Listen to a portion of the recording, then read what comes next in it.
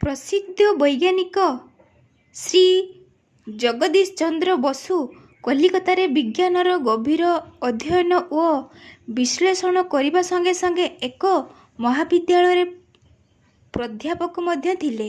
ସେହି ମହାବିଦ୍ୟାଳୟରେ ଅନ୍ୟ କେତେକ ଇଂରେଜ ପ୍ରାଧ୍ୟାପକ ମଧ୍ୟ ବିଜ୍ଞାନ ପଢ଼ାଉଥିଲେ। ସେମାନଙ୍କର ପଦ ତଥା ଶିକ୍ଷାଗତ ଯୋଗ୍ୟତା ଶ୍ରୀ ବସୁଙ୍କ ସହ ସମାନ ହୋଇଥିଲେ ମଧ୍ୟ ସେମାନଙ୍କୁ ଶ୍ରୀ ବସୁ ଅପେକ୍ଷା ଅଧିକ ବେତନ ଦିଆଯାଉଥିଲା, କାରଣ ସେମାନେ ଇଂରେଜ ଥିଲେ। ଅନ୍ୟାୟ କରିବା ପାପ, କିନ୍ତୁ ଅନ୍ୟାୟ ସହିବା ଦୁଇଗୁଣ ପାପ ଅଟେ। ମହାପୁରୁଷଙ୍କ ଏହି ସିଦ୍ଧାନ୍ତକୁ ଶ୍ରୀ ବସୁ ଜାଣିଥିଲେ, ଏଣୁ ତାଙ୍କ ଅପେକ୍ଷା ଏହା ଅସହନୀୟ ଥିଲା। ସେ ସରକାରଙ୍କୁ ଏହି ବିଷୟରେ ପତ୍ର ଲେଖିଲେ, କିନ୍ତୁ ସରକାର ସେଥିପ୍ରତି ଗୁରୁତ୍ୱ ଦେଲେ ନାହିଁ।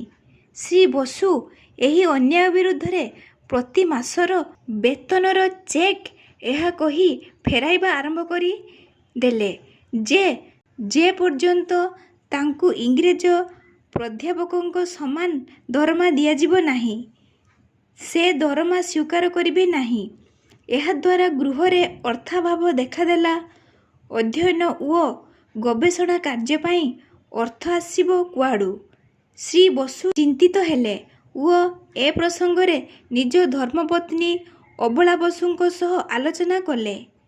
ତାଙ୍କର ପତ୍ନୀ ନିଜର ସମସ୍ତ ଆଭୂଷଣ ଦେଇ କହିଲେ, ଏସବୁ ବିକ୍ରି କରି ଦିଅ। ଏହା ବ୍ୟତୀତ ଆମେ ଯଦି କଲିକତାର ମହଙ୍ଗା କୋଠା ଛାଡ଼ି ହୁଗୁଳି ନଦୀ ନିକଟସ୍ଥ ଚନ୍ଦନନଗରରେ ଶସ୍ତା ଘର ଭଡ଼ା ନେବା, ତେବେ ଖର୍ଚ୍ଚ ବହୁତ କମ୍ ହୋଇଯିବ। ଶ୍ରୀ ବସୁ କହିଲେ, ଠିକ୍ ଅଛି, କିନ୍ତୁ ହୁଗୁଳି ନଦୀ ପାର କରି ପ୍ରତିଦିନ କଲିକତା କିପରି ପହଞ୍ଚିବା? ଶ୍ରୀମତୀ ବସୁ ପରାମର୍ଶ ଦେଲେ, ଆମର ପୁରୁଣା ନାଆକୁ ମରାମତି କରି ପ୍ରତିଦିନ ସେଥିରେ ଆପଣ ଯିବା ଆସିବା କରିବେ। ଶ୍ରୀ ବସୁ କହିଲେ, ଯଦି ମୁଁ ପ୍ରତିଦିନ ନାବ ଚଳାଇ ଯିବା ଆସିବା କରେ, ତେବେ ଥକିଯିବି। ମୋ ପକ୍ଷରେ ପଢ଼ାଇବା ଓ ଗବେଷଣା କାର୍ଯ୍ୟ ଅସମ୍ଭବ ହୋଇଯିବ। କିନ୍ତୁ ଶ୍ରୀମତୀ ବସୁ ହାର ମାନିବାର ମହିଳା ନଥିଲେ। ସେ କହିଲେ, ଠିକ୍ ଅଛି, ଆପଣ ନାଆ ଚଳାଇବେ ନାହିଁ। ମୁଁ ପ୍ରତିଦିନ ନାଆ ଚଳାଇ ଆପଣଙ୍କୁ ନେବା ଆଣିବା କରିବି। ସେହି ସାହସୀ ଦୃଢ଼ ନିଶ୍ଚୟୀ ମହିଳା ଏମିତି ହିଁ କଲେ। ଫଳରେ ଶ୍ରୀ ଜଗଦୀଶ ବସୁ ନିଜର ଅଧ୍ୟୟନ ଓ ଗବେଷଣା କାର୍ଯ୍ୟ ବଜାୟ ରଖିପାରିଲେ ଓ ଜଣେ ବିଶ୍ୱବିଖ୍ୟାତ ବୈଜ୍ଞାନିକ ହୋଇପାରିଲେ। ପରିଶେଷରେ ଇଂରେଜ ସରକାର ମଥା ନତ କଲା ଓ ଶ୍ରୀ ବସୁଙ୍କୁ ଇଂରେଜ ଅଧ୍ୟାପକଙ୍କ ସମାନ ବେତନ ମିଳିଲା। ଭାରତର ପ୍ରଥମ ବୈଜ୍ଞାନିକ ଶ୍ରୀ ଜଗଦୀଶ ଚନ୍ଦ୍ର ବସୁ ଅଟନ୍ତି।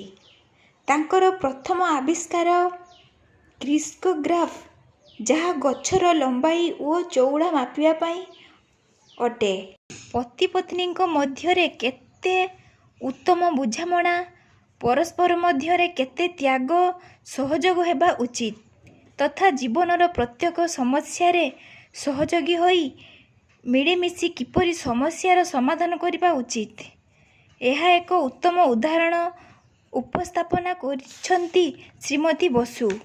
ତାଙ୍କର ନାଁ ଥିଲା ଅବଳା, କିନ୍ତୁ ସେ ନିଜର ଆଚରଣ ଦ୍ୱାରା ଏହା ସିଦ୍ଧ କରି ଦେଖାଇଦେଲେ ଯେ କୌଣସି ସ୍ତ୍ରୀ ନିଜକୁ ଅବଳା ମାନିବା ଉଚିତ ନୁହେଁ, ବରଂ ଧୈର୍ଯ୍ୟର ସହ ପ୍ରତ୍ୟେକ ସମସ୍ୟାର ସମାଧାନ କରି ଏହା ସିଦ୍ଧ କରିବା ଉଚିତ ଯେ ସେ ସବଳା ଓ ସମର୍ଥ।